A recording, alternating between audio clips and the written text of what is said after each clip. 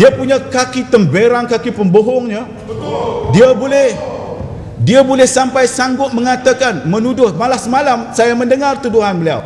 Beliau mengatakan bahawa jawatan kuasa fatwa, jawatan kuasa fatwa telah pun membuat keputusan bahawa 4 orang, katanya 4 orang tidak bersetuju. Seorang dengan Menteri Besar, seorang saja yang bersetuju. Ini merupakan satu lagi pembohongan, fitnah yang sangat besar.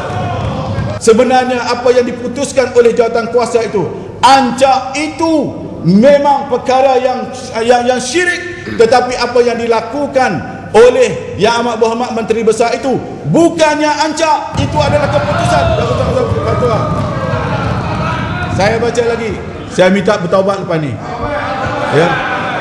Lepas ini saya dalam berdasarkan mesyuarat ke-189 Majlis Fatwa Perak yang bersidang pada 24-26 Januari, sebulat suara menyatakan perkara tersebut bukan ancak,